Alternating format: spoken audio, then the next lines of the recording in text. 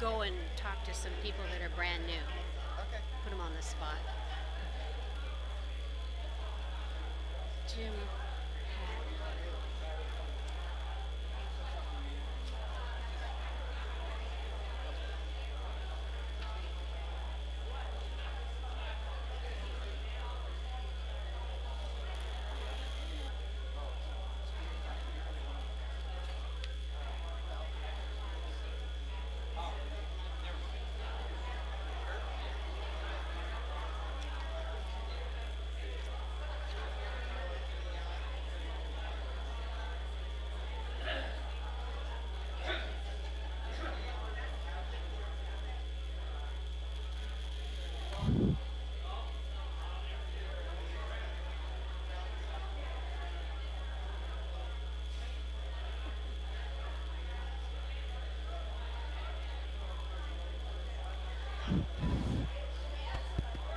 Testing.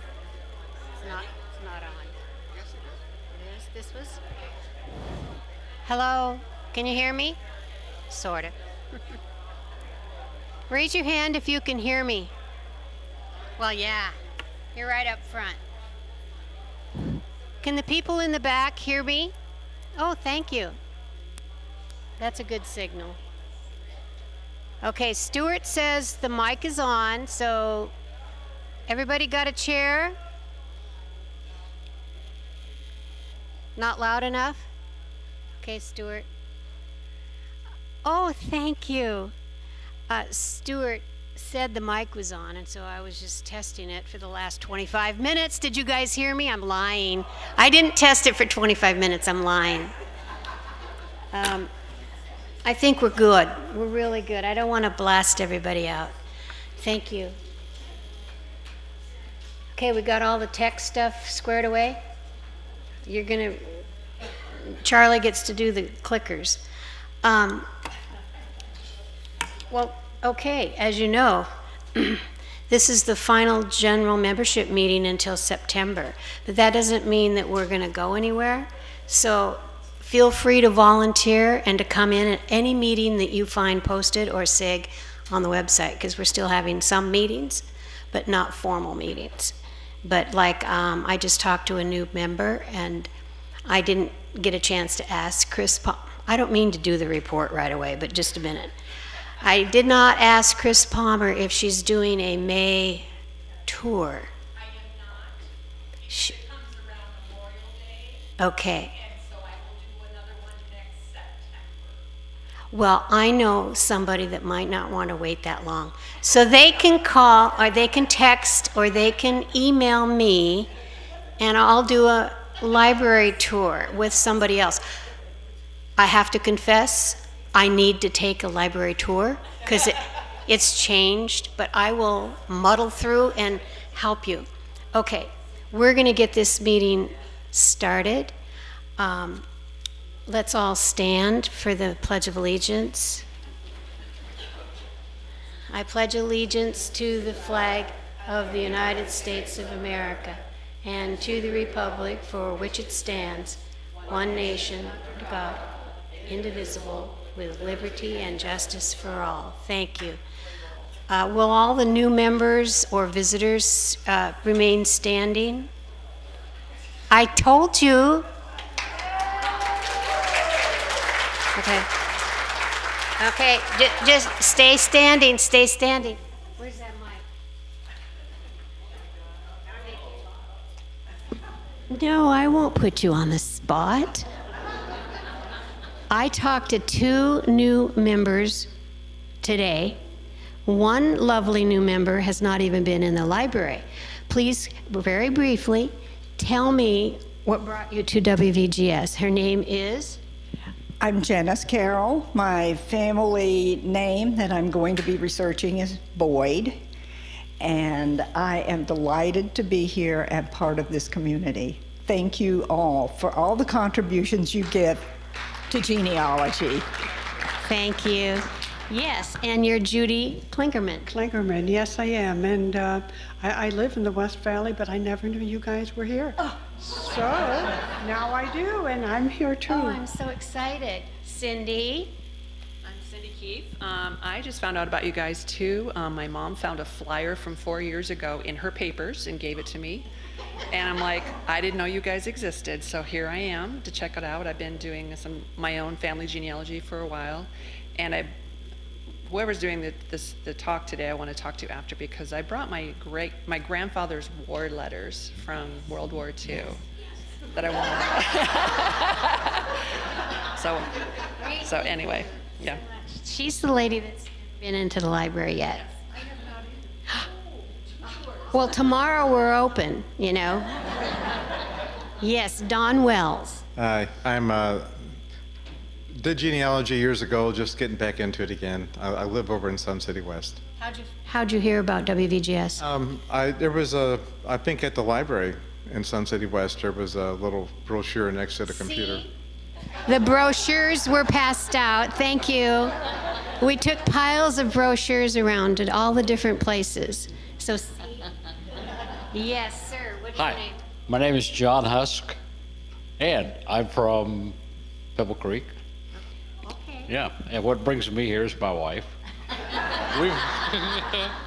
So you're a member, and he's my guest today because of the program. well. There you go. Thank you. Welcome. Oh, I'm so excited. Thank you. And we have 2 more people in the back. I know I'm taking time, but we have to do this. It's the last meeting. These are new people, and I'm so excited to hear how you found out about us, especially when your mother hands you something and says, go over there. Okay, what is your name? Hi, Ellen Schultz. Alan Schultz from Sun City. My late husband, John, was a genealogy bug. We have 25,000 names in our family tree maker. And I learned on my library tour, I checked the individual family histories. A book that he co-authored is in your library. Right on, good job. Well, welcome. So you're going to continue with all that. Oh, yes, thank you. Yes, hi. My name is Tom Halfaker. I learned about you from Sherry Erickson, who's a member. And she's not here, she went home. But I've been doing genealogy for a little bit, and she's helped me point in more direction. Good, great, great. Thank you so much for all of you for coming.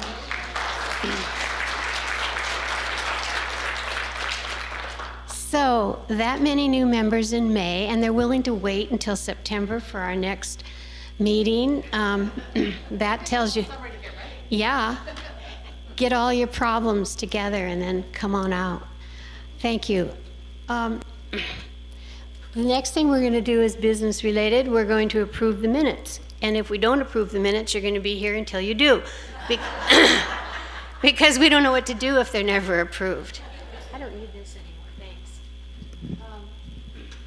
We post the minutes on the bulletin board, and we also put them on our website.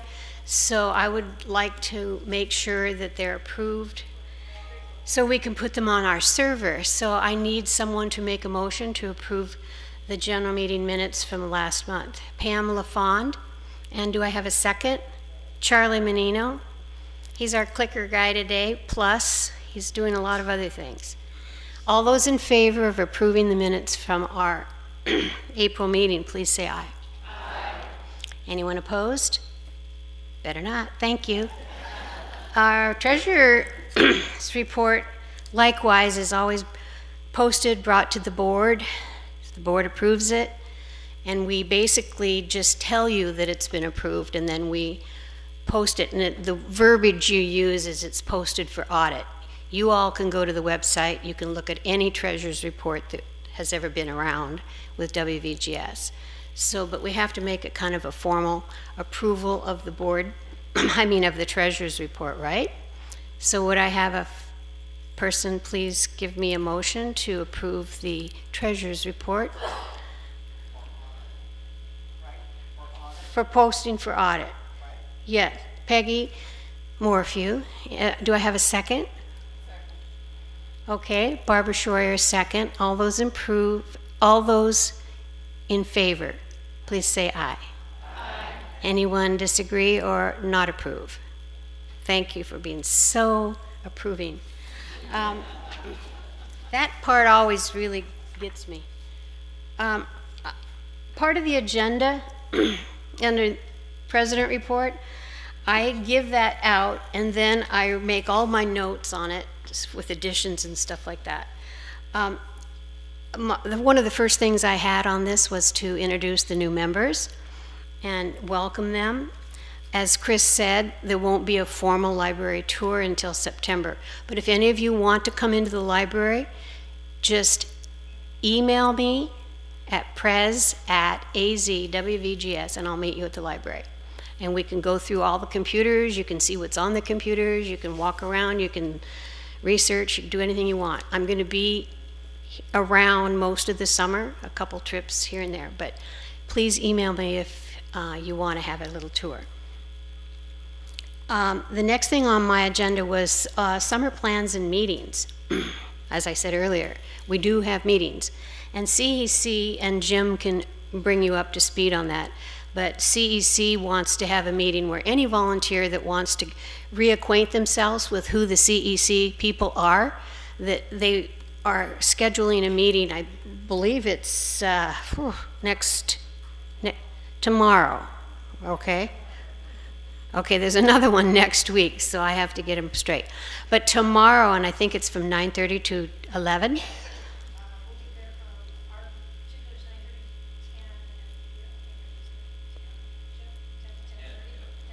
Okay, so what's really funny, well, sort of funny, I'm not just saying for new folks. If you folks have been a part of the WVGS membership for the last 5 years and you have never been introduced or you have never seen physically one of the computer equipment committee members, would you raise your hand? Oh, well then you all know who they are. So you could walk right up to them today in this meeting and say, I know who you are. Okay, anyway, I'm teasing because they do a lot of stuff and it's virtual, okay? Since the pandemic, it's been virtual. But Roger Hanneman, Rich, Jim, Doreen, I mean, there's all kinds of people that work year-round, making sure that our technology stays up to date, plus other stuff. So tomorrow, anytime from 10 on, if you would show up, they'd love to tell you what they're doing. I'm on May, what's the date? May 16th I'm having. Thanks for helping me, because I'm in January or February, I had a joint meeting. I had all the directors, all the chairs, board members, optional if you want to, SIG facilitators, come to a meeting. And so we could talk about what we're doing and coming down the pike, and everybody's singing off the same page and they know what's happening or not happening. I'm going to do one more, and it's on May 16th, and it's at 1 o'clock at the library. But if you want to get on virtually, and I'm not going to say dial in because that's wrong lingo, if you want to be a part of that meeting and you are a really hardworking volunteer, then you can let me know on Monday, a week from today, that you want to be on virtually, and I will send you the code. And it's under the Google Meet, so it'll be fairly easy for you. Listen to me say it's easy because I have no clue about how to do it. But I have learned that you get a code, and you give everybody that code, and they can join the meeting, and you'll be on a screen like this. You'll hear everything that we're all talking about, okay? So that's coming down on May 16th, next week. There it is on there. It says, CEC, get to know us. Okay.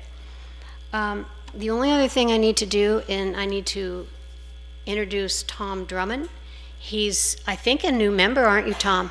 And he's sitting at the back table, and he's brought some books that he published. Well, one book, several copies that he's published. He's right over there. And I'm just going to tell you briefly, I'm not going to read his whole bio, but he is a historian and author of Buried Treasures. Tom is a member of our West Valley Genealogy Society, and he's also a member of the Sons of the American Revolution, and he's a direct descendant of the Minuteman, Lieutenant William Copeland. In his book, Buried Treasures, there's an experienced British royalty up close and relive the Mayflower adventure. Learn of the Pilgrim's plight, come to know and admire our revolutionary patriots. Mr. Drummond's modern-day family members, world-renowned heroes, are not overlooked. Mr. Drummond presents a unique and treasured a unique and true take on American history. And he's agreed to bring some of his books here today for you to browse through. Be sure and check them out during the break. Welcome any publisher. You guys are in the writing club. If you publish your book, let us know. We love to promote you guys. Okay, the next thing, Pam Miller. I don't know where Pam is. Pam, there, Pam, come up here. Pam and her husband are, well, the last time I saw them, they were washing the windows at the library. But she's here to to tell you guys what's coming down the pike in the fall. And it's all about finding your patriot. Yes, our library is being given a grant, and part of that grant is that we're going to offer some free classes, and they're going to be offered to the public, but today, and then when we reconvene in September and October, members get first chance to pre-register. And this class, the free class, is entitled Find Your Patriot. Now, this is the kickoff. Our country is going to be celebrating its 250th anniversary in 2025, and they're already starting to do things. They're already starting to do celebrations throughout the U.S. in 2024. The Tea Party. Boston is gearing up for activities in 2024, so we didn't want to be left out here in Arizona. So our library is starting this class, free classes. We're starting with 3 sessions, and I have the sign-up sheet in the back, and it's entitled Find Your Patriot. We decided on a panel format for this. We're going to have a member of Australia chapter, of DAR chapter, it might be Aquafria, and then SAR representative. We're going to have someone that's going to talk about Find a Grave, which isn't, you can't use that as an original source, but it's a site that just has a multitude of information there that you can use to help find a patriot. And then I'm negotiating to have an author that authored a book. He is a SAR. He's an author a specialist on Washington, and he will be there to help talk about finding resources. So 4 knowledgeable people in the panel on each session. It is free for members and the public, so we're asking you, if you're at all interested in locating a patriot, to sign up early, and I do have a sign-up sheet in the back. The sign-up sheet it's going to be on our website, so we're going to work up a page that people can go into our website, and it will direct them to a sign-up list. So exciting. Sign me up. Thank you so much. Yeah, this is a great opportunity, and like she said, it's free. And what she wants to do is find out just within this group if there's a genuine interest for that and how many, so they can make plans. I think if I remember correctly, Pam, there's going to be several classes over at least 2 months.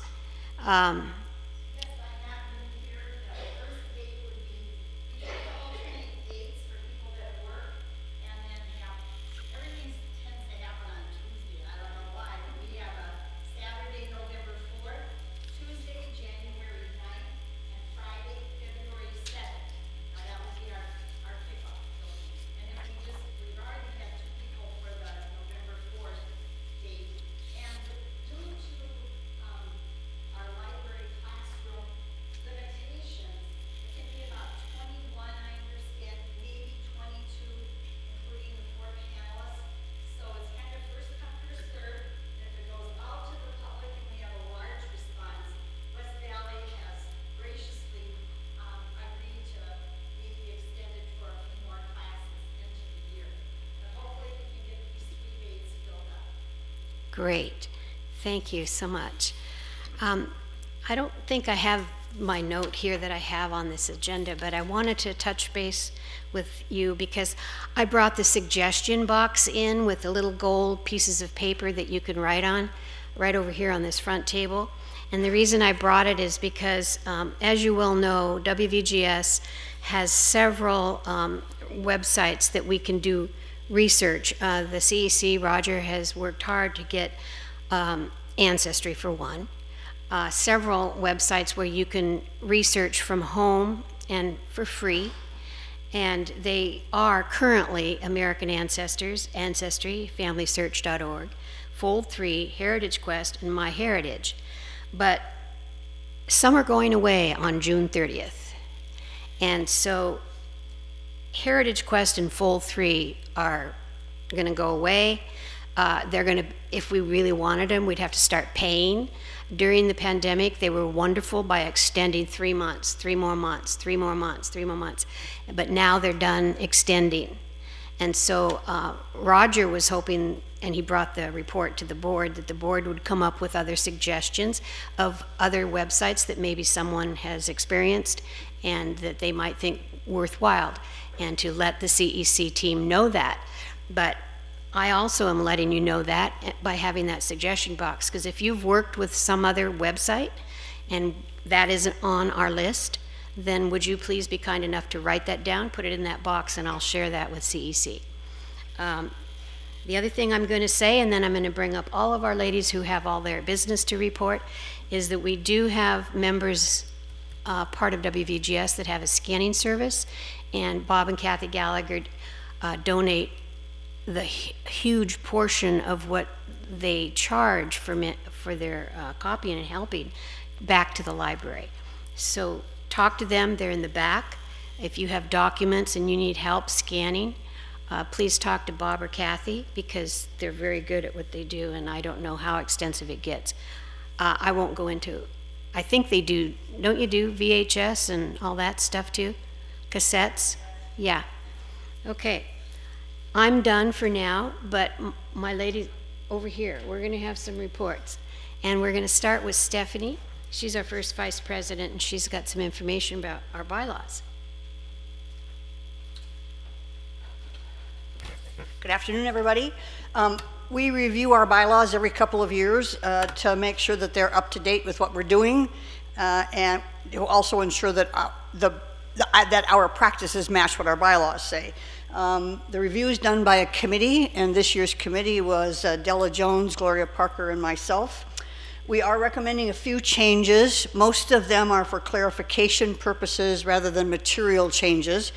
The material change we are recommending is to make the election of board members an online process permanently. We started this during COVID because we had to. There was no other, we weren't meeting in person, but we got more responses than we normally did. Normally we elect them here at the meeting, and whoever's here gets to vote, and no one else gets to vote. This way everyone gets to vote, so we put that into the bylaws so we can do it permanently. We're recommending putting it into the bylaws so we can do it permanently. The board has approved all of the changes that we've talked to them about, and what we'll do now is that we will submit them via e-news, and that to everyone so that you can review them. Bylaws say you have to have at least one full month to review them, but since this is May, you're going to have 4 months, that we will vote on them at the September meeting. That vote, the acceptance of the board changes, is just done at the membership meeting. The only thing we're putting online is the direction of officers and directors at the end of the year. So the changes are, we're changing the nickname. I don't know if you know, but you have a legal document and they have a long name, and it's called West Valley Genealogical Society, and so afterwards there's always a little parenthesis with the nickname that you're going to use throughout the rest of the document. And it said WVGS. The problem was that whoever did that, found that nickname, chose that nickname, never changed it anywhere else in the document.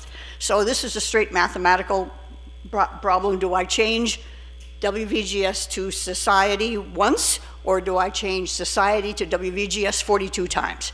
So we're going back to Society. That is our nickname for purposes of the bylaws.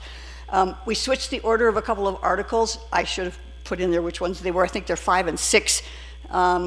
we thought it was better to introduce the board and then explain what that board members did rather than to do it in the opposite direction. We added and directors in the first line of article something or other in order to mirror the wording in the previous section. We took out annual parking lot sale from my duties because we're not doing annual parking lot sales anymore. We clarified that the Strategic Fundraising Committee and the Grants Committee were ad hoc rather than standing committees. Standing committees get a director on the board. That's one of the big differences, and those two do not. And we changed a certain section of the bylaws to say we don't post them on the bulletin board anymore. We post them on the website so that you can read them anytime.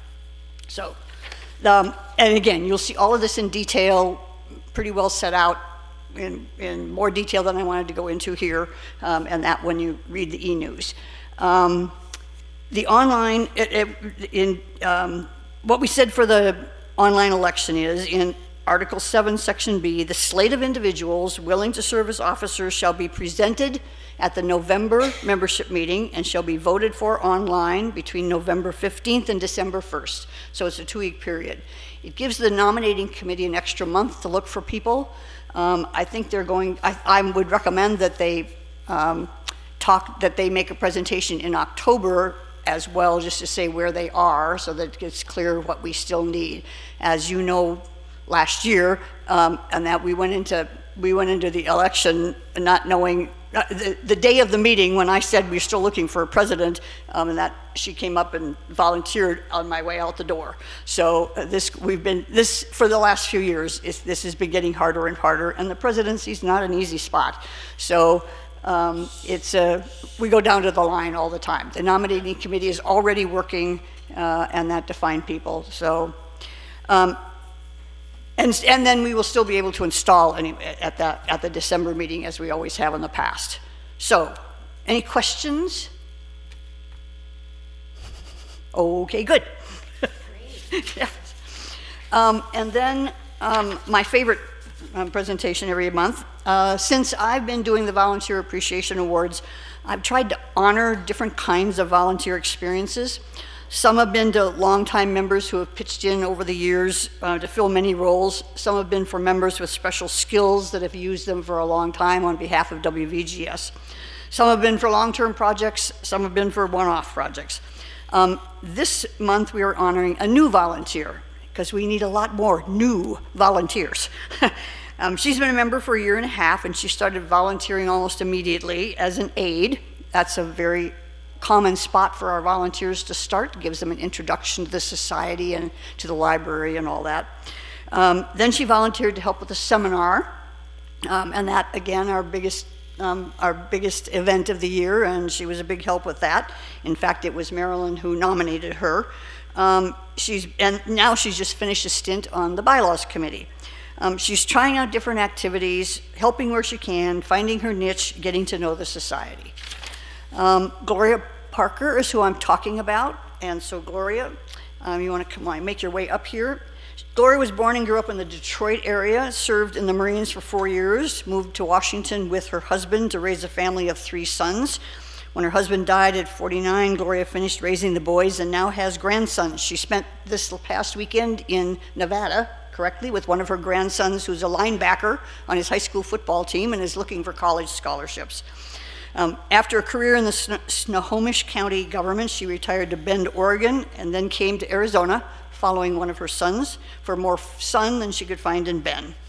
She got interested in genealogy very early when she had to listen to her Uncle Ernie, who told family stories that Gloria was sure couldn't possibly be true. She vowed to prove him wrong, but only ended up proving he was right. Her family on her side has been in Pennsylvania for hundreds of years. And as a result, she's a DAR member. They were all in Pennsylvania. So she was going to all of these classes and conferences and learning all these skills, and she couldn't use half of them because all of her ancestors were in Pennsylvania. So she finally took up her husband's family so she could do research elsewhere. With that, oops, sorry. Thank you. We need a lot more volunteers like Gloria, and this month I actually remembered to bring the stuff. So, come on. Welcome, Gloria, please.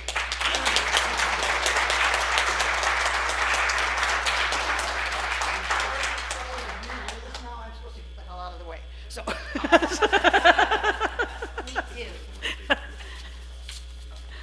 We're going to take the pictures in the back.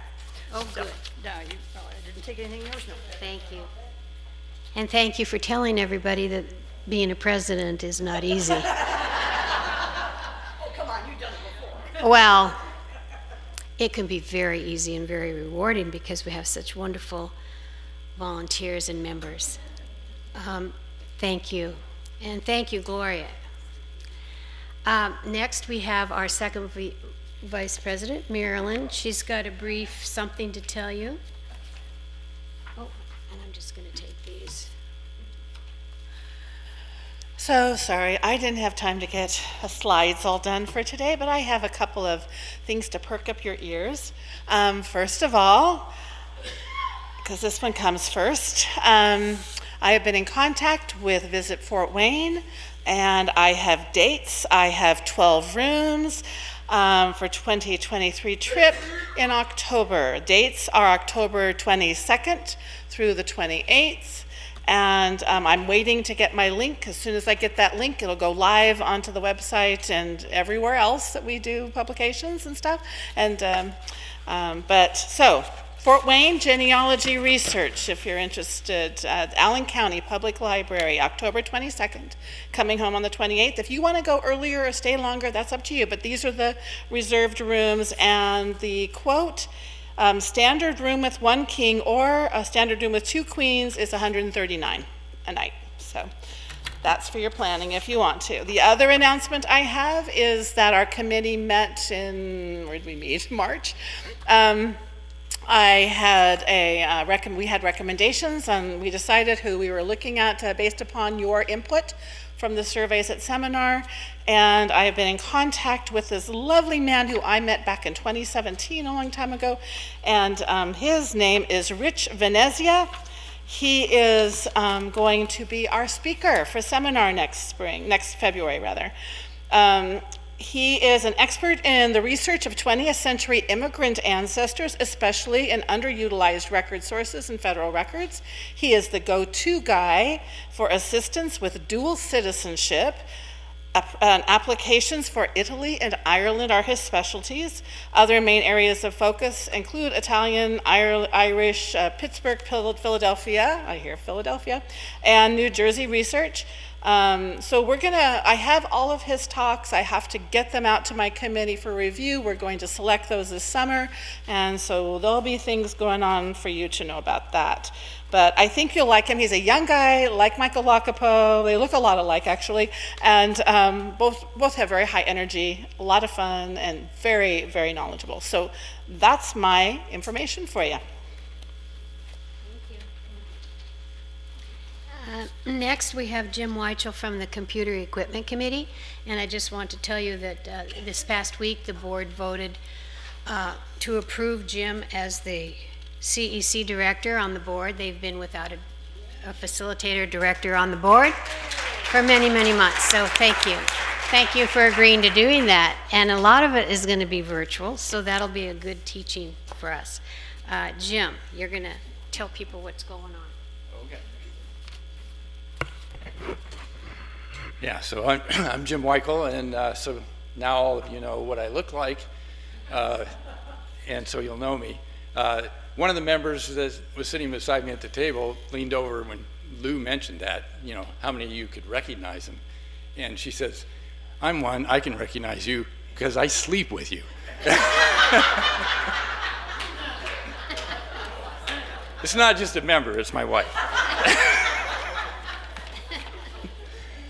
Okay, so I'm going to talk about 3 things. The first is we need a volunteer desperately. Our webmaster has resigned due to other work that's taken too much time. So we, in the next month, have to identify another person that could help us with the website.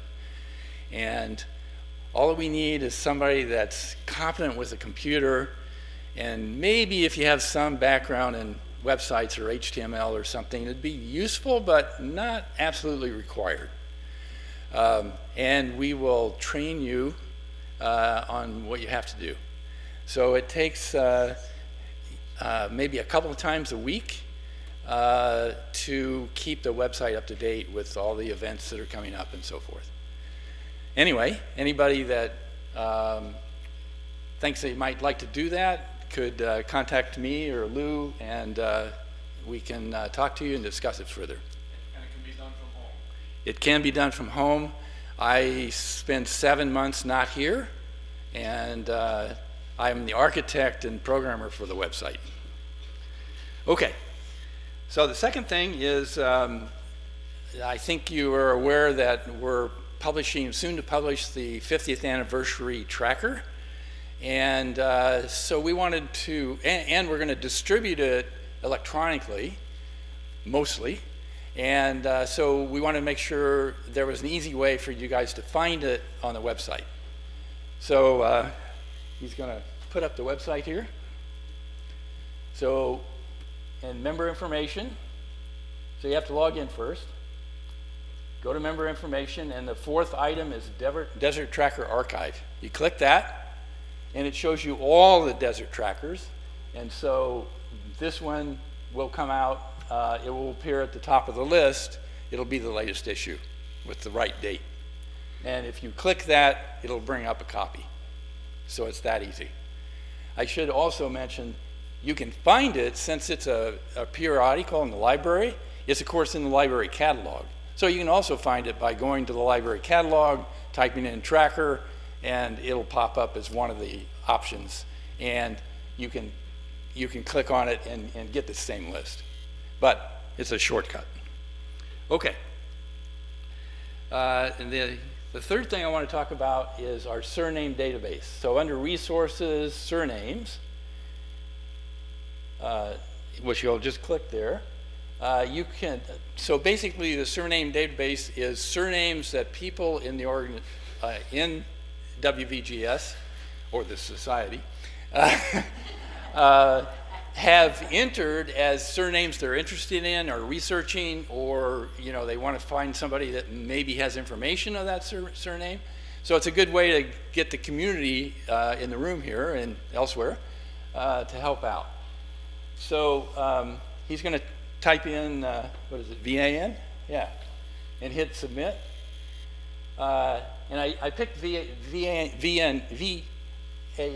because I want to show you that it's going to search for it no matter where it's found. It's beginning of the word, middle of the word, end of the word. So it's kind of a handy way, especially when names are spelled differently in different documents. So you may not, if you put in the the whole name, it's looking, well, although if you don't click exact, it'll try to find it using how it sounds. But anyway, this allows you to find names. So now if he goes back for a new search, one other thing I wanted to show you is if you leave the search field blank and hit submit, it'll show you all the names in the database. Now that's handy because maybe you'd really like to find a certain surname, but it's not in the database. But you have a lot of names in your tree, and you have a lot of those in your head, so you can just scroll down and just watch the first column, and if a name pops out, oh, wait a minute, I have one of those in my tree. You may find some linkages that you wouldn't have been aware of because you weren't thinking about that part of your tree. So anyway, just a handy way to get there. Now, if you haven't entered any names, so if you go back to the menu, and surnames, my surnames, go to my surnames, right? Okay, so it tells you some information about what we're looking for, and if you click the go button, it'll bring up the surnames that you have. So there's no surnames here, so over at the right there's a link to add a surname. So you click that link, a form comes up, and basically we're looking for a surname, we're looking for a place, we're looking for kind of a date range, 1750 to 1820 or whatever. And place can be, usually are states. and then you can put any comments in that might be useful for somebody to figure out, is this the Davis that I'm looking for? And then you just say add surname. And so, I mean, it literally takes, if you're sitting with your family tree, you could enter, a dozen of these in 15 minutes. And the more the merrier here. The more surnames we have, the more likely we'll be able to help each other find surnames. Okay, and then if you want some help about the surnames, you can go to surnames, and then there's a help button, which really tells you about, yeah, this is hard. There you go. Tells you about it, tells you how to do it, so forth. Okay, thank you.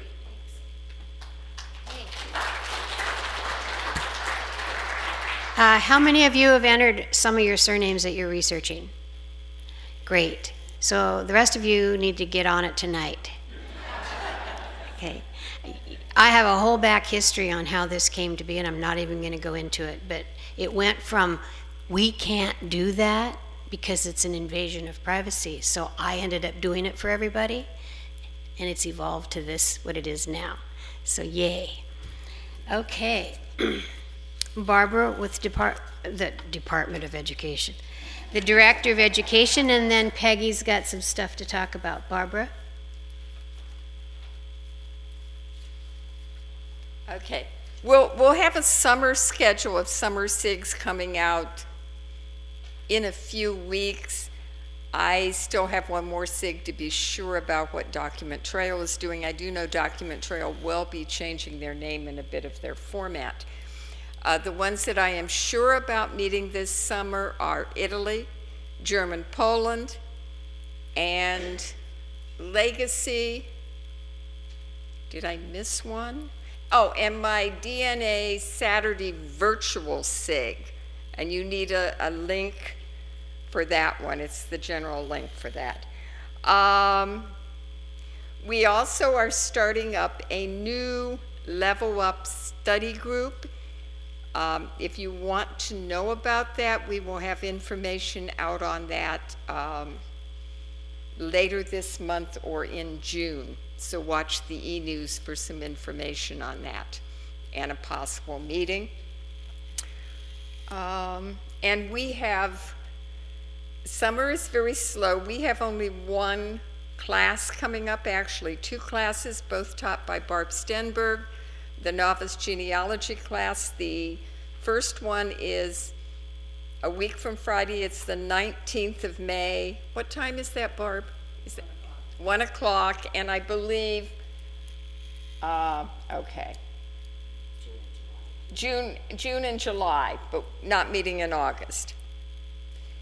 And then we'll have a schedule coming up, which we're building together for fall. I do have one plea for you because Lou didn't stick this in, but when we have free classes or a free computer class from Lou or free genealogy research help that you sign up for a particular time, or the DAR classes, would you please, if you sign up for one of those free offerings, if you find out you can't come, would you please let somebody know, because there are other people that may want to come then. Thank you. Great, thank you. Peggy? Peggy's our fundraising lady along with Sally. And just so you know that all of her work, everything that she's doing throughout this whole year and before for fundraising does not go unrecognized, and she's going to tell you a little bit about what she... Do you remember what you made at the tea party? Oh, it was like, I don't know.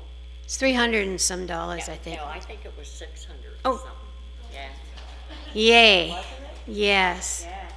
But Peggy wants you to know, too, that she's not going to be the chair of the fundraising committee after this month, starting next fall. So when people are looking around for something to contribute into the society and you want to get involved, fundraising committee will be looking for someone to be involved and chair that, or co-chair, or tri-chair, okay? All right, Peggy.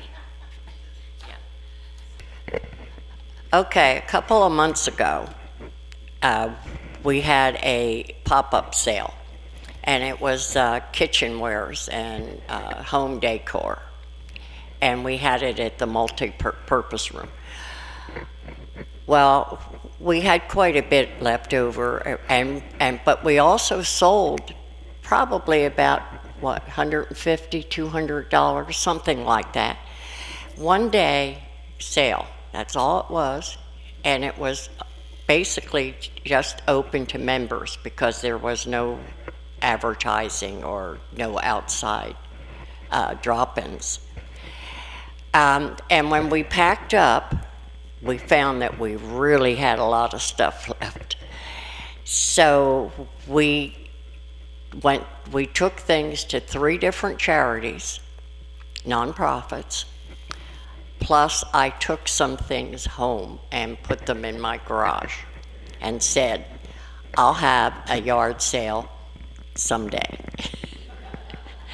Well, my daughter came up this past weekend, and when she saw the garage, she said, Mom, what are you thinking? And so I said, oh, we can't have it, because it's already Friday morning. And she said, yes, we can. And so we stayed up till quite late, and we sorted things. We borrowed tables. We borrowed signs from the lady across the street because I didn't have time to make any signs. And we had a garage sale on Saturday, and we had leftovers on Sunday. And so she said, does anybody come out on Sunday? I said, I haven't the faintest idea. I go to church. I don't go to garage sales on Sunday. So anyway, we opened the thing, and between 8 o'clock Saturday morning to 1 o'clock Saturday evening, and then again Sunday, 8 o'clock to 1 o'clock. We sold $250 for WVGS Society. And then on Sunday, about 10 or so, I remembered that back in April that we had a jewelry sale. Jewelry, purses, and accessories. And some of the stuff was still in my car. So we drug it out, and that's what helped us to sell the $250. We sold $50 worth of jewelry yesterday for the society. So that brings me to what we have today. We have a table there with the red tablecloth filled with jewelry. Now there's even a few pieces of men's like cufflinks, but there's only 2 or 3 of those. Everything else is pretty much ladies, unless you like wearing earrings, the men. And some men do, so you might find something there. But anyway, there's plastic bags and paper bags. Please take what you want and donate what you think is fair. Ignore the prices that are on it and do what you think is right, because I would really prefer not to have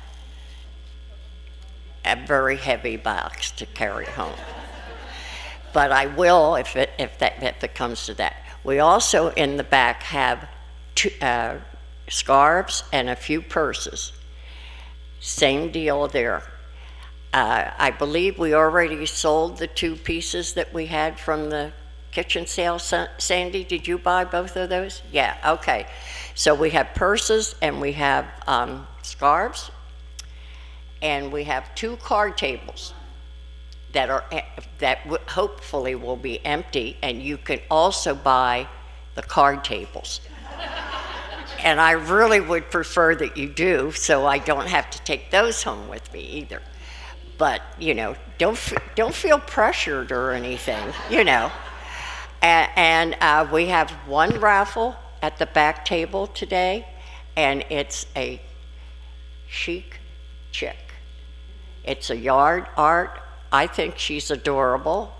She looks like a diva. She's got a little crown on, and she's got sparkles. And anyway, the tickets are 6 for $5. And, oh, I almost forgot about that. But anyway, before I finish, and we also have the regular raffle at the front table. So we also are having a Ancestor Roadshow luncheon, and that's on the 22nd, and it's from 11 to 3. It's a catered lunch, and the caterers are members of WVGS. And reservations are required. Bring a story about an ancestor or relative, or an heirloom, an artifact, a memory book, etc. The purpose of this is sharing, bringing inspiration to others, and perhaps finding a genealogy buddy along the way. You'll have about 15 minutes to razzle, dazzle, amaze, inform, instruct, encourage, or maybe even find a genealogy buddy along the way, with some help with a problem. The brown bag lunches, I'm not sure if I'm going to go all summer with this or not, but perhaps. It's according. Last month, I just had one person. So, but it's free. It's just to come and chit chat. And I'm a good listener. So you can tell me your story if you want to, or tell me your problem, and maybe I could help you. But anyway, back to the roadshow. The lunch is pulled pork, potato salad, coleslaw, roll, dessert. The beverage is water or iced tea. Baked beans, I forgot the baked beans. Anyway, everything is being donated, so all of this will be a profit to the society. Okay? Thanks very much. Okay. I think that takes care of all of our reports. Before break, I just want to remind you, mostly what Peggy was saying. She really doesn't want to have to pack up all that stuff and take it back to her garage.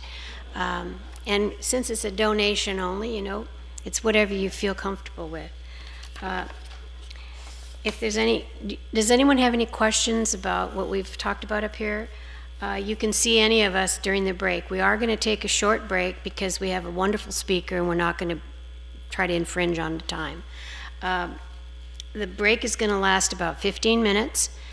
Be sure and think about signing up for Finding Your Patriot so they have a general idea of what to expect.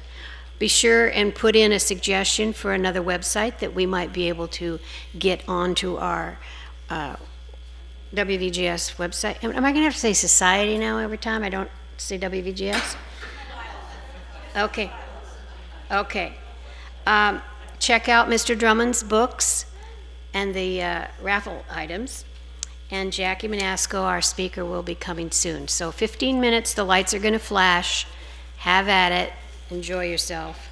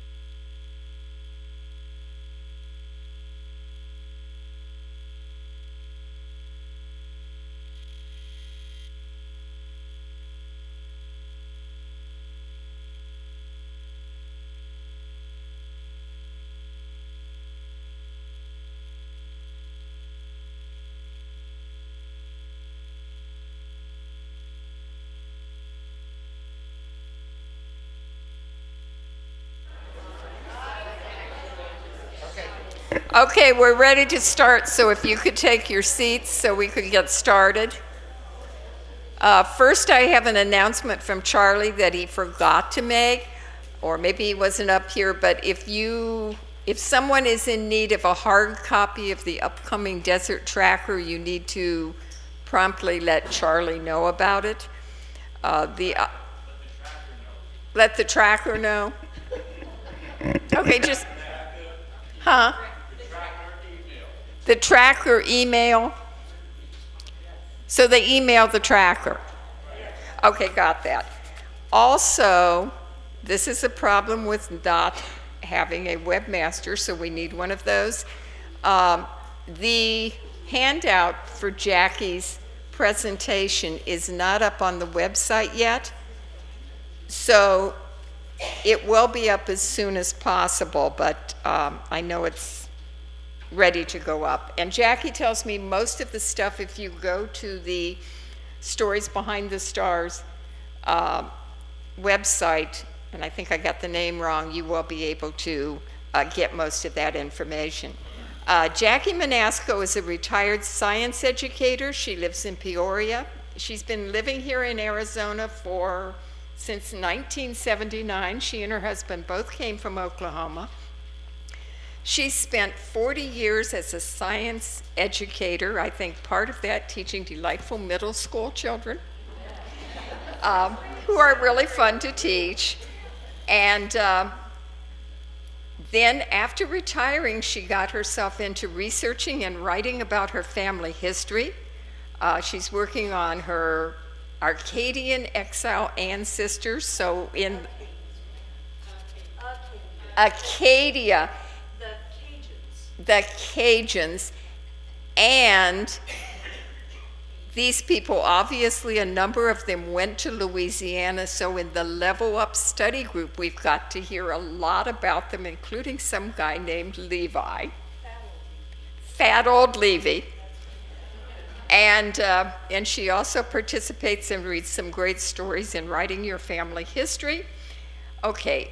A couple of years ago, we had a membership meeting in which there was a discussion on stories behind the stars, and Jackie got really interested in that. She volunteered for the Stories Behind the Stars project, and since then she has researched and written more than 30 life stories of soldiers killed in World War II.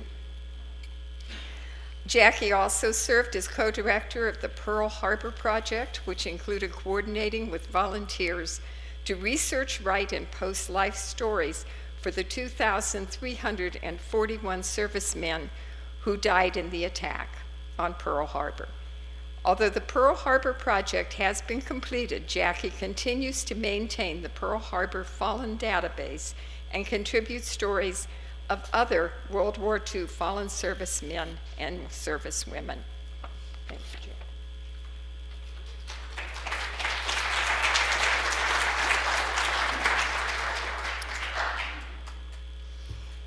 Thanks, Barbara. Well, good afternoon. That's the best part about this, is that it's afternoon and this will all be over in a little bit, okay? This morning I woke up and went to have breakfast, and bless his heart, my husband, he says, "What happened to your voice?" Because I lost it. So if my voice cracks or gives way, I'm sorry. I lost my teacher voice. I have misplaced it somewhere. Hopefully it doesn't go away again soon. So first of all, I'd like to thank you for taking the time to be here this afternoon. And I'm looking forward to sharing information about the Stories Behind the Stars project. But first things first. First of all, this is not a project about movie and television stars, okay? We're not going to Hollywood on this necessarily. And I also wanted to remind you, in case some of you have forgotten, today is actually 78 years after Victory in Europe Day. May 8th, 1945, Victory in Europe Day. It's also my husband's birthday. Happy birthday. So what the Stories Behind the Stars project does is they seek to tell the stories of all the service men and women who were killed in World War II, or who are otherwise known as the fallen.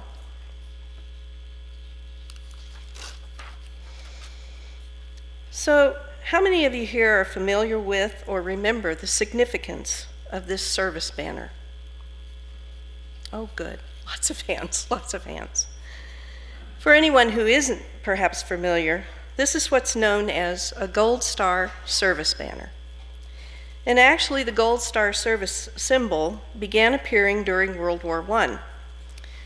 At the start of the American involvement in 1917, families began hanging banners with blue stars in their windows that would represent any son or daughter serving in the war. If their family member died in combat overseas, the family changed the blue star to a gold star. In 1928, mothers of sons and daughters who had been killed in combat founded the American Gold Star Mothers Organization.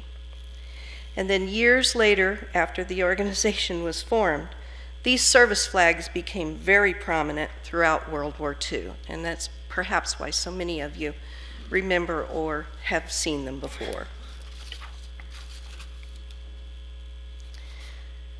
Does anyone recognize this photo? Anyone visited the National World War II Memorial in Washington, D.C.? Thank you. For those of you who have visited, you might remember seeing that gold star motif displayed throughout the plaza. This is a photo of what is known as the Price of Freedom Wall. This wall is located on the west side of the monument, and on this wall there are 4,048 gold stars displayed, each one representing 100 Americans who died in World War II. Although the exact number of the Americans killed in that war is unknown, it is estimated to be about 421,000 people. This estimate includes military and civilian deaths. Those deaths might have occurred in crimes of war or other military activities such as bombings. And although these are just stars, they call us to remember the people that they represent.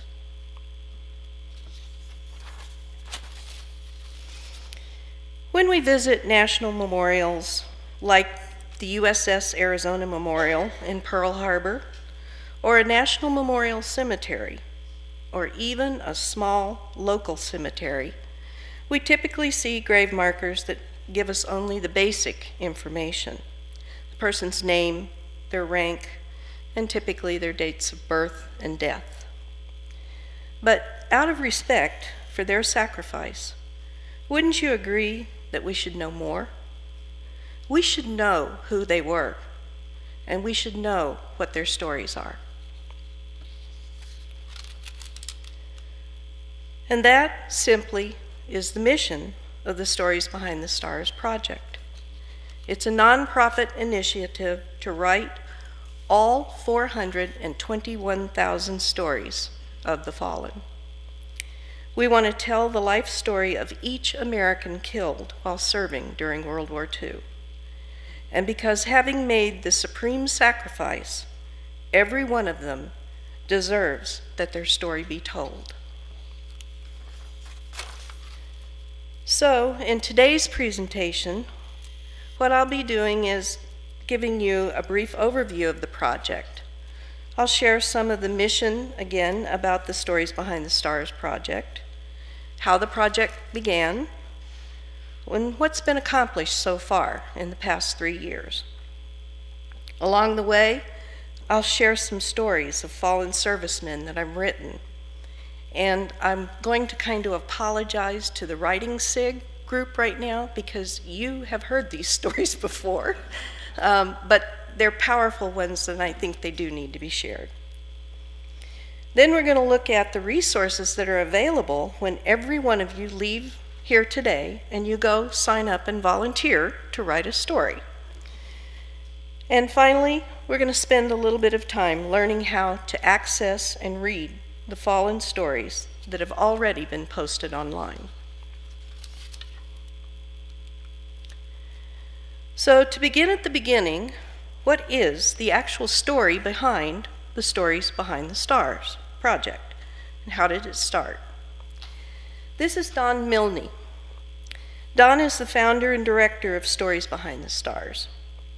In December of 2016, he noticed that much of the media attention that was marking the 75th anniversary of the attack on Pearl Harbor mentioned the numbers and the loss of so many fallen, but they rarely told any details about those people. He began wondering about their lives. So Don, on his own, decided he would write and research and write their stories. Using his Ancestry account, like most of us have, he wrote one story each day and posted it to his personal blog for almost 3.5 years. As he's continued his writing routine, Don's appreciation and respect deepened for this generation of World War II fallen. As a group, he noticed that they represented a microcosm of mid-20th century America. Almost all of them were young. They were from the rural parts of our country. They grew up in large families, and they had completed less than 12 years of education. His goal was to continue writing these stories until the 75th anniversary of the end of World War II on September 2nd, 2020. Well, guess what? He didn't make that goal. As time went on, though, Don realized that he needed help. It would be impossible for one person to write 421,000 stories alone. At the same time, Don knew that his blog was gaining readers and had reached a milepost of over 1 million reads. That was when some of his regular readers began asking if they could also write and contribute stories. And that's what inspired Don to have others join him. So what began as an unrealistic goal for one person soon became achievable when the work was shared by the many.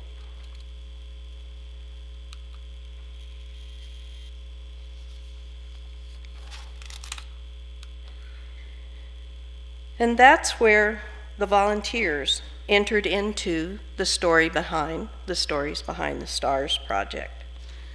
The project involves now more than 1,500 people of all ages and all backgrounds from all 50 states, and there are even volunteers in 15 other countries. As the project gained momentum, Don established the Stories Behind the Stars as a nonprofit initiative and found support from its volunteers and several organizations. Ancestry, newspapers.com, and Fold3 provide remote access to their platforms through the Stories Behind the Stars virtual private network. This makes it possible for volunteers to research and write stories of the fallen without actually needing the individually paid subscriptions. This is like what's available now through to membership in West Valley Genealogical Society, the remote access that we're talking about at home for those particular sites. MyHeritage provided an initial $20,000 donation and allows volunteers to use their photo enhancement feature to improve service photos. All the stories are posted to each person's profile page on Fold3 and to another site that's called Together We Served. The other organizations shown in this slide also provide research information or support in other ways. So with all of this support, let's look at what's been accomplished so far. In 2020, Don organized an effort to write stories for each person from the state of Utah who had been killed in World War II. He chose to focus on the Utah fallen because he was living there at that time and because it was a manageable number of 2,100 stories. Using what he and the volunteers had learned while completing the Utah project, Don began actively looking for one person in every state who would recruit volunteers and monitor progress as more stories of the fallen were completed in their respective states. And that's Jack Chisholm is who presented to us here in a membership meeting. I think it was a virtual meeting at that time, about 2 years ago. Well, when we were all sheltering in our homes 2 years ago because of COVID, Kathy Gallagher emailed members of the Writing Family History SIG. She was giving us a heads up that there would be a presentation on the Stories Behind the Stars project, and that was Jack's presentation. In her email, Kathy encouraged all of the SIG members to consider researching, writing, and submitting a story after learning about the program. Well, after the presentation, I thought to myself, you know, this is May, Memorial Day's coming up. How hard would it be to write one brief story? Well, this is the first story I'd like to share with you. It's one of the first that I wrote. Second Lieutenant Bobby Joe Williams was among those first stories. I decided to write about Lieutenant Williams because we shared a Flagstaff bond. He had grown up in Flagstaff and had graduated from Flagstaff High School. Likewise, Keith and I had lived in Flagstaff for over 25 years, and our younger son, Alan, had also graduated from Flagstaff High School. So it just made sense to learn more about this young man's life. Although Bobby Joe was born in Safford, Arizona, he moved with his family to Flagstaff when he was 2 years old, and his parents owned and ran a trading post located in downtown Flagstaff. It's a fairly prominent one if you're familiar with downtown Flagstaff.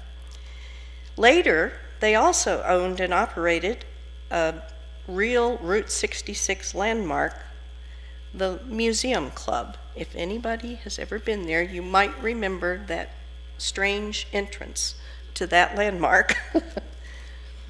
While attending Flagstaff High, Bobby Joe was active in school government, and he graduated in the spring of 1941. He would go on to attend about a year and a half at what is nowadays known as Northern Arizona University. And he did that until he enlisted in the United States Army Air Forces on the 1-year anniversary of the attack on Pearl Harbor. Bobby Joe trained for several months as a navigator on a B-24 Liberator heavy bomber, and he was a member of a fighter squadron known as the Vultures. Eventually, he and his crew were sent to England. In mid-November, Bobby Joe's squadron arrived at an airfield about 90 miles northeast of London near the town of Bungay. While stationed there, they became known as the Bungay Buckaroos.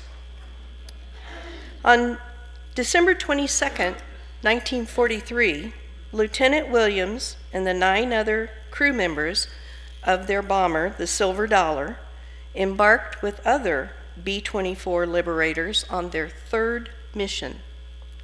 Their destination was Osnabrück, Germany. Sadly, Bobby Joe's plane didn't return. According to the official missing air crew report, the squadron was flying above cloud cover over the target. A bomb that had been dropped from another friendly aircraft tore off one wing of the Silver Dollar. Lieutenant Williams' plane went into a spin and was last seen falling through the heavy clouds. Later, the War Department learned that only 2 members of the crew had escaped before the plane crashed, killing everyone else. Although no one in our family is related to Lieutenant Williams, we do feel a special bond with him. In writing this story, I learned that in addition to having attended the same high school as our younger son, the school's gymnasium was built and dedicated to the memory of its World War II fallen alumni and teachers. Bobby Joe's name is among the 15 names inscribed on a plaque that still hangs on the wall of that gym today. If you're interested in reading a more detailed account of Bobby Joe's story, it's posted, and you can find it on the Fold 3 website as well as on Together We Served.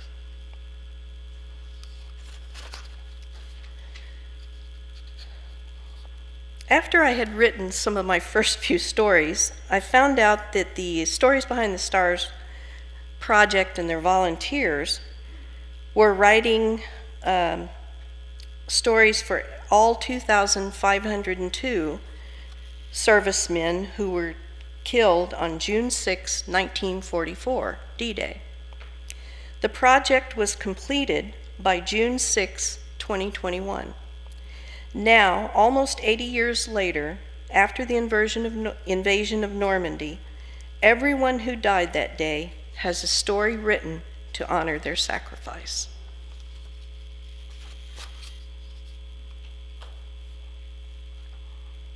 Following the completion of the D-Day project, Stories Behind the Stars volunteers began working on stories for each American who died in the attack on Pearl Harbor.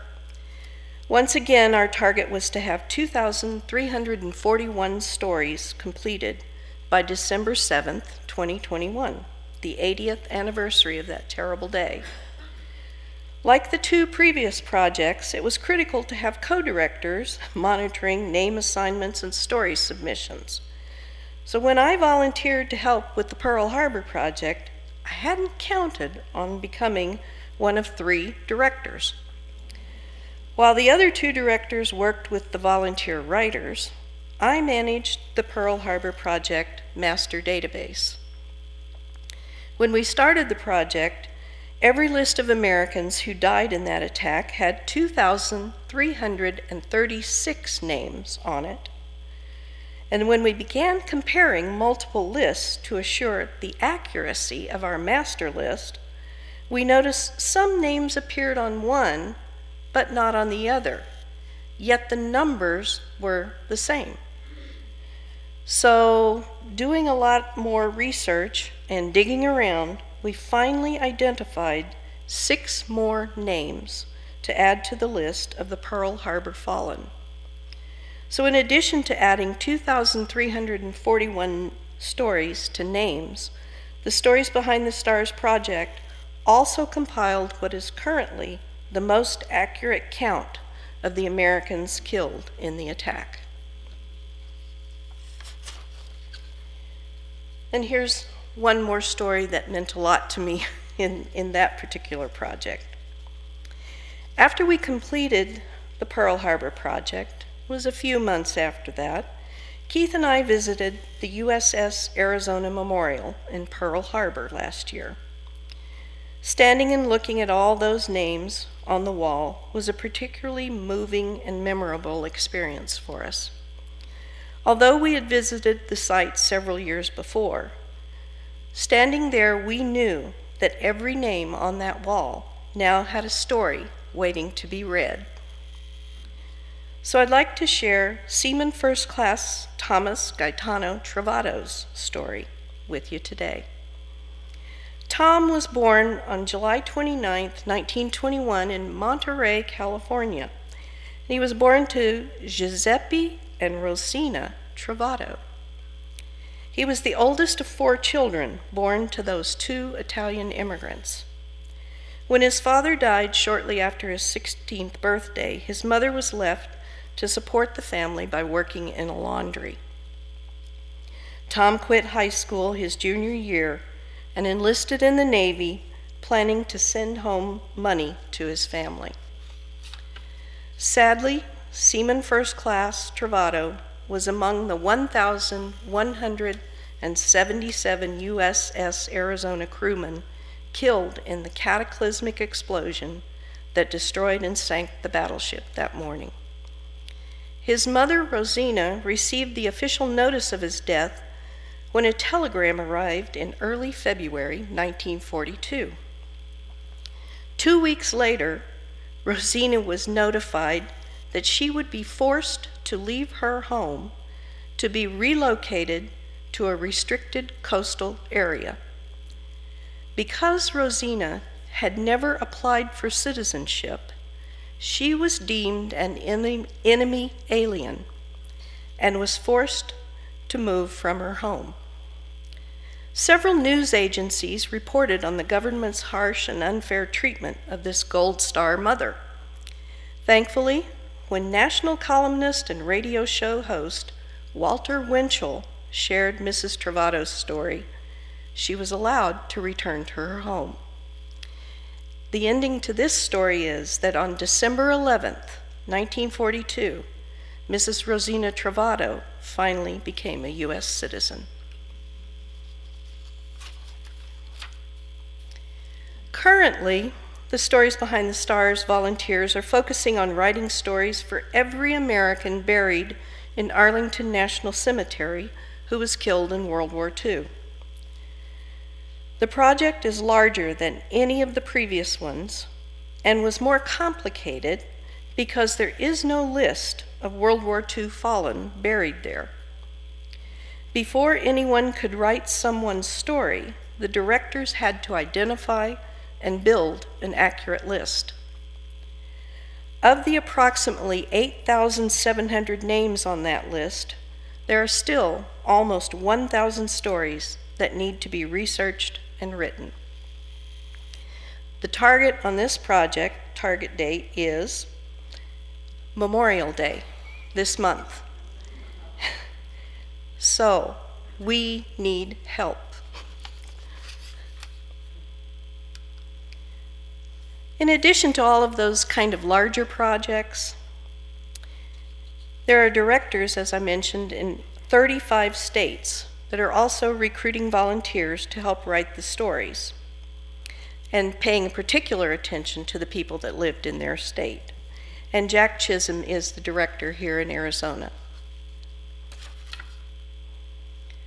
So when you put them all together, over the past 2.5 to 3 years, more than 28,000 stars now have names with completed stories. That means we only have about 393,000 names that still need stories. So, again, I'll say it, we need help. Hopefully you're going to be inspired today to join us, and you're ready to help. So it's very easy to volunteer, and you can begin telling those stories. All you need to do is to visit the website at storiesbehindthestars.org, and you select on that volunteer spot. You'll be asked to complete a brief form that asks you your name, your email, what state you live in, that kind of stuff, and a few brief questions. Once you submit the form, Don usually responds in a very timely manner, and he'll give you instructions on the next steps. Well, if you're like me, when I first began, I didn't have a lot of experience in the military, like no experience with the military. I did pay attention in U.S. history classes, so I did know a little bit about World War II. But it's not expected of the volunteers. We are not looking for people who are true experts or have years and years of experience like that. We want everyone. And since that is the case for most volunteers, there are several resources that can help get you started. The first of these is something that Don and some of the other volunteers have developed, and they call it the Storytellers and Researchers Star Corps Boot Camp. And it's to help you learn more about how to write stories of the fallen. And guess what? It's free and it's online. You can do this at home. This is a partial list of some of the boot camp modules. When I first volunteered, I found the Star Corps boot camp very informative and useful in crafting the first several stories that I wrote. Working through the modules helped me learn how to find a name, where to find source material, where do I look when I'm trying to find out information about these young people. I've included a version of something that's been developed that's called a tip sheet that gives you what kinds of information we're looking for and some suggested sources for how to see that. That's included in the handout that hopefully will be available on the website sometime soon. It also kind of covers, these modules will cover the basic guidelines for what to include in the story. And I'm sure you can understand the basic stuff like their name, date of birth, date of death, the military service, and then there's some guidance about how long should these stories be. We're not looking for novels, we're not looking for history books. We want obituary length, 400 to 500 words. And then there's guidance on where to upload and how to do that. These modules are easy to use, and I found them extremely helpful, and I felt that they provided me with a very solid foundation for writing the stories. If you don't have access to Ancestry, newspapers, or Fold 3, you can get free access through the Stories Behind the Stars institutional account that Ancestry has generously provided the project. This is like the remote access to the same sites that as members to WVGS we enjoy in our membership part of the website that Jim was demonstrating for us earlier.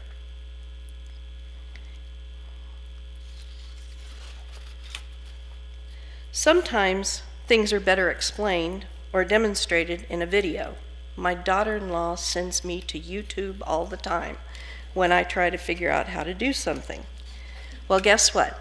Stories Behind the Stars also has a YouTube channel, and there are many great videos that can help answer the questions and demonstrate how to do something, where to look, where to find information. And here's some of the other best part. This has been so helpful. In addition to all of those other resources, we have a Star Corps Facebook group. The group was created so that all Star Corps researchers and writers could communicate with each other, share ideas, resources, and questions. To give you an example, I was working on a story about a young Navy pilot, and I couldn't find a picture of him in uniform. So I posted his name, his unit details, and any other little bits of information that I had, and I asked if anyone out there knew how or where I might locate a service photo of him. Within minutes, several members of the group offered great suggestions that I pursued, and I was delighted that I located a photo of him and added it to his story. In addition to offering help, this Facebook group has a growing collection of useful files covering topics such as cemetery codes, helpful bookmarks, World War II military and unit histories. Those are very useful and very helpful. Currently, there are over 800 members in this great group of helpful folks. So, where do you find these stories? How can we read them? How do we access them? Well, there's multiple ways. The completed stories are all posted on a service person's Fold 3 memorial page. Each memorial has a service photo, if it's available, as well as a gold star that appears in the upper right area of the page. I've put an arrow up there. Looks kind of tiny here, but it's there. In order to read the story, when you go to their memorial page, you have to click on the tab that says Stories, and it'll take you to that page where the story is posted. All the Pearl Harbor Fallen stories can also be found on another platform called Together We Served, in their section that's called the Roll of Honor. Although the Together We Served website is a subscription-based site, the Roll of Honor section is free and available to the public.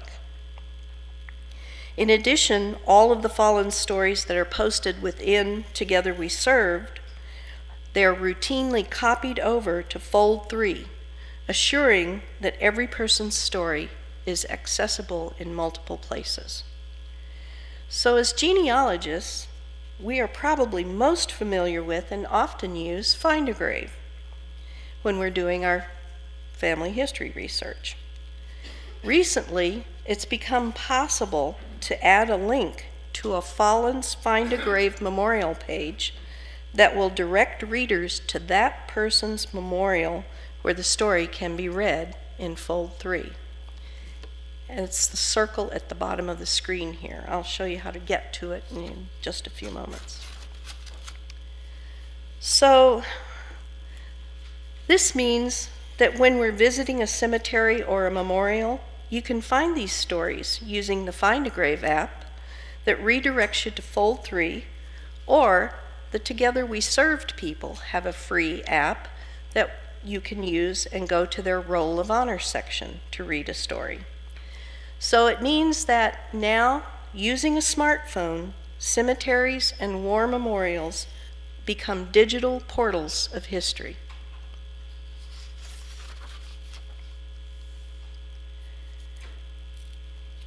This makes for a more modern experience, so that the next time you visit a cemetery or a war memorial, you can be sure to have that Find a Grave app downloaded onto your smartphone. You search for the name and scroll down. Sometimes you have to scroll a little bit if there's a lot more information, but keep scrolling down until you locate the link to Fold 3. Select that link and then select the Stories tab to read the story of the person who was killed in World War II.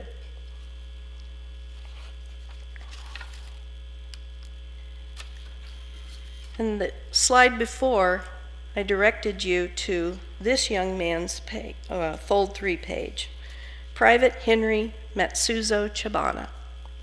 This is the last story that I'd like to share with you. When Keith and I again visited Pearl Harbor last year, we also drove up to the National Memorial Cemetery of the Pacific, which is located high above the city of Honolulu in what is known as the Punch Bowl Crater. It was a beautiful Sunday morning in a most beautiful and peaceful setting, with the birds singing and the breezes blowing in from the ocean. As Keith and I walked slowly up the rise toward the Courts of the Missing, where they're located, we noticed a small and frail woman scrubbing a grave marker. When she stood to inspect her work, she turned to us and said, "He was my brother. He was killed in World War II." After expressing our sympathy and thanks for his service, this young man's sister began sharing childhood memories of her brother and the details that led to his death. After listening to her compelling story, I briefly explained about the Stories Behind the Stars project and asked for her permission to write her brother's story. She hesitated for only a moment. She smiled, and she softly said, "Yes, please do." So here is Private First Class Henry Matsuzo Chibana's story. Henry was born November 20th, 1951 in North Kohala, which was the territory of Hawaii at that time. He was born to Matsuzuki and Ushi Chibana, who had immigrated from Okinawa in the early 1900s. He was the seventh of 11 children. Henry finished elementary school in Honolulu, but he only completed 1 year of high school before he quit to go to work and help support his family. Not long after the attack on Pearl Harbor, over 100,000 people of Japanese descent living on the mainland were relocated into internment camps, and many of us have learned about that. However, those living in Hawaii were allowed to remain in their homes because of the impossible logistics of relocating another 160,000 people. In February of 1943, President Roosevelt activated the 442nd Regional Combat Team that would allow up to 2,500 Nisei, or second-generation Japanese American men, to volunteer for the duration of the war. Just 2 days after the 442nd was formed, Henry volunteered. After training, his unit was involved in the fighting in Italy and then in France. In the afternoon of October 17, 1944, Henry's company was ordered to clear out some homes from which enemy machine guns were firing.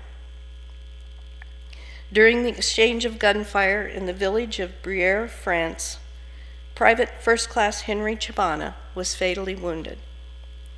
According to his sister, survivors told Henry's parents that he had unselfishly asked the medics to help the other wounded in his company before they cared for him. Henry died from his wounds later that day. PFC Chibana's combat unit became the most decorated unit in U.S. military history for its size and length of service, and as such they are commonly known as the Purple Heart Battalion. And as of 1 year ago, 78 years after Henry's death, his little sister was still caring for his grave.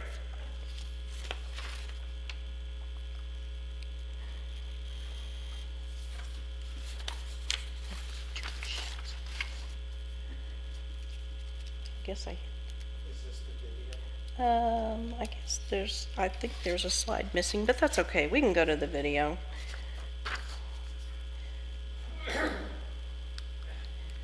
So to recap and to encourage, once again, everyone here to join the Stories Behind the Stars project, I want to share this brief video about the project.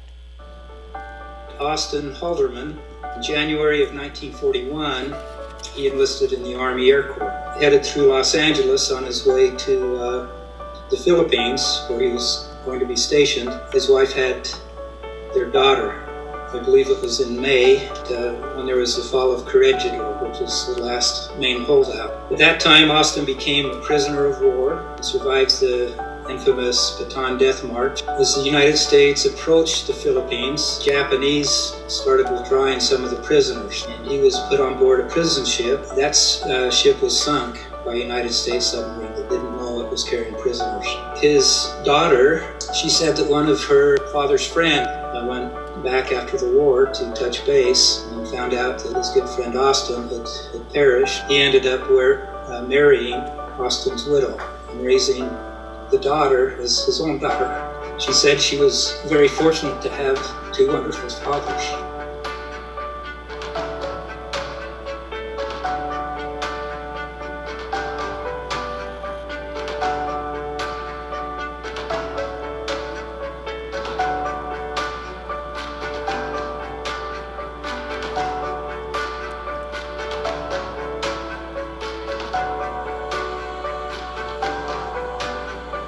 Well, the first thing is don't be afraid to do it.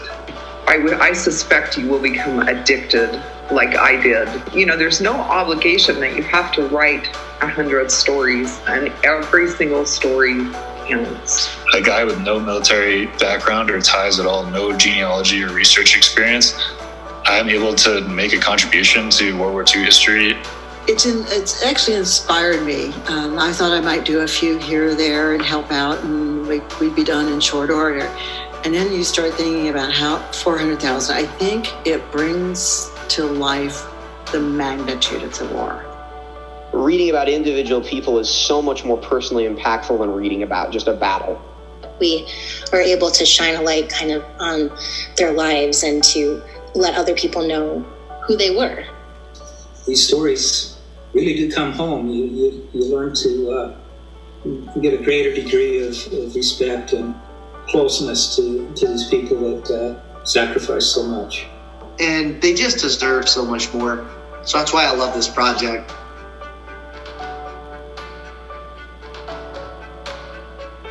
We're developing a smartphone app. Anybody can scan a name off of any gravesite or memorial and get a link to these stories that are all in this common database. And eventually, say you're a teacher, you'll be able to bring your class to this cemetery, and they're going to be reading these stories of these people that died very close to their own age. Cemeteries are now in the digital age. That's what's possible, and that's what we're trying to do with Stories Behind the Stars. 400,000 U.S. World War II fallen. Each of them has a story. Each of them can be accessed at any cemetery where their name is at. Like to share what the relative said. They said, I so appreciate that people care enough to write these stories as young men and women gave their lives for us and for our country.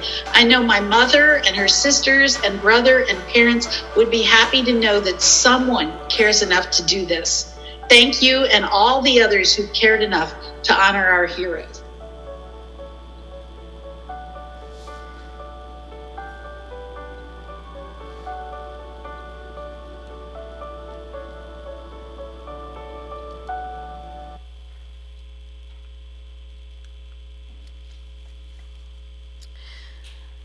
So I hope everyone here today will consider writing at least one story to help further the mission of the Stories Behind the Stars project.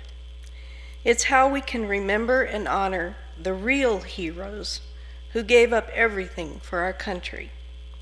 For their ultimate sacrifice, every fallen deserves a story. If you're ready to help, you can visit the Stories Behind the Stars website to join the more than 1,500 other volunteers. Or, here's another possibility of what you can do. Right, Paul? Perhaps you have a relative or you knew someone who was killed in World War II, or you're simply willing to write just one story and you don't want to have to sign up for something. You can email those stories to me at jmanasco@storiesbehindthestars.org. I would be honored to upload that story for you and credit you as the author. Paul just did that this last week, and I'm getting ready to upload his. If anybody here wants to do that, I'm happy to do that. All we need is someone to write the stories. So thank you for inviting me and giving me this opportunity today to talk about this great project, the Stories Behind the Stars. That's it.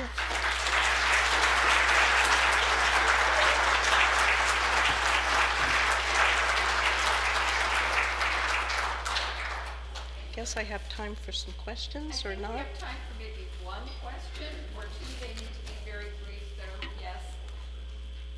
Yes, is there any effort to put these stories in the World War II memorial somehow? You know, that's a great idea.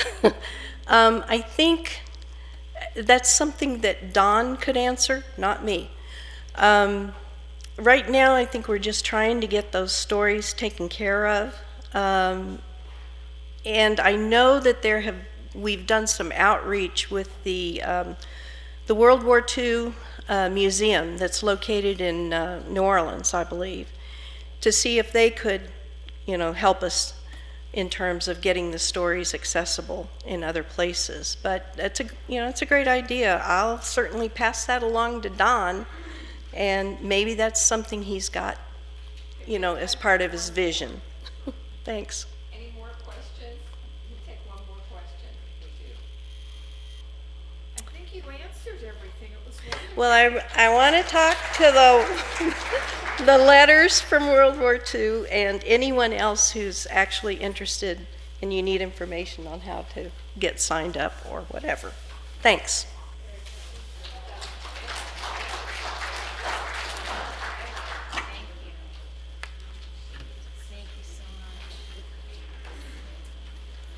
Okay, we're going to officially adjourn, and those that are not going to be a participant in the raffle, we're going to give you a few minutes to exit, and then we're going to have our raffle